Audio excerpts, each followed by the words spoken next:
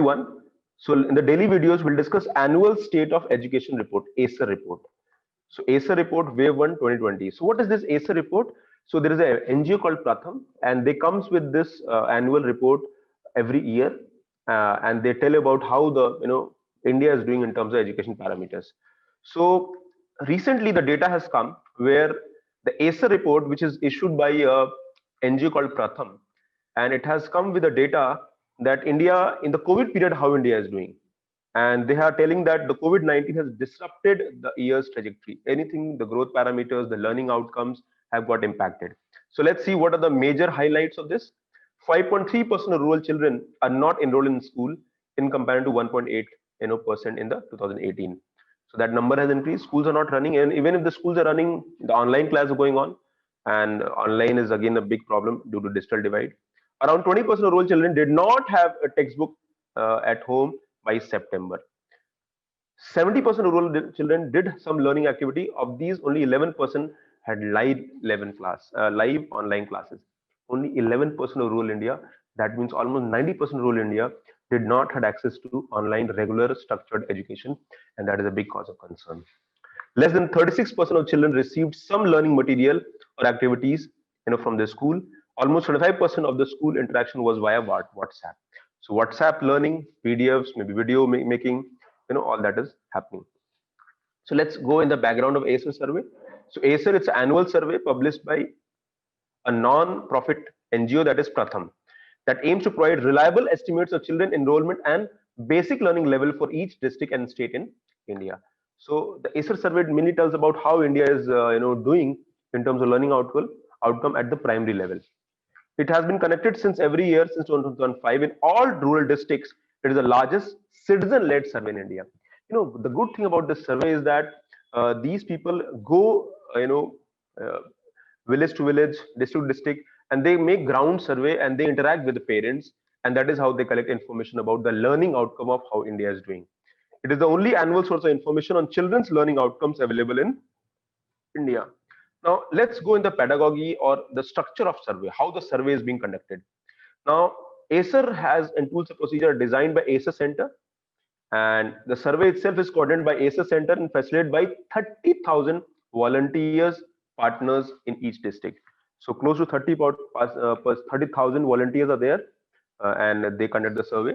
In all the institutions partner with ASER, colleges, universities, NGO, youth group, women organization, self-help group, all these people, they are the partners with ASER. So ASER is an NGO which conducts the survey, and they have a huge network of volunteers who go, move to different places in villages, in cities, and they do household survey. वो घर घर जाते हैं and they collect information. The ASER model has been adapted for use in several countries in the world, such as Kenya, Uganda, Tanzania, Pakistan, Mali, and Senegal. So that is a good thing. It is a survey which has a good understanding and outcome. Now, what are the parameters? Let's quickly understand the assessment parameters.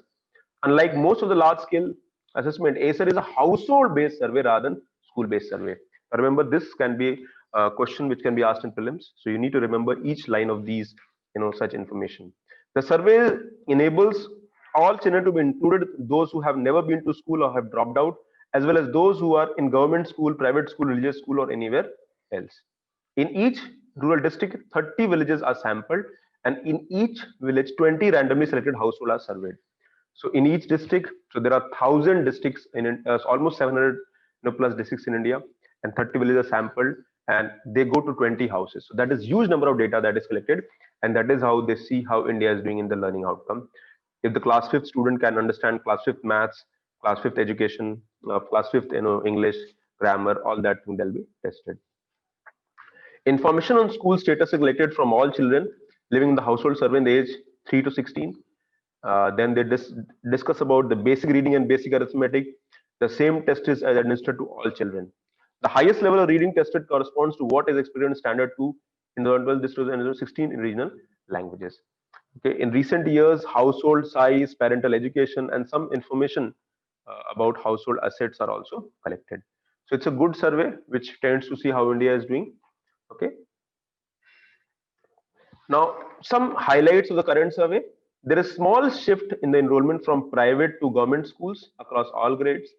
The proportion of boy enrolled in the schools are close to 62.8% to 66.4%. So the government enrollment, the students in the government schools are increasing, the enrollment are increasing, and the proportion of children enrolled, not enrolled, is higher than the 18.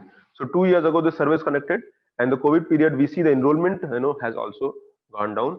But government schools में enrollment बढ़ा है, but in general enrollment जो है वो कम हुआ है.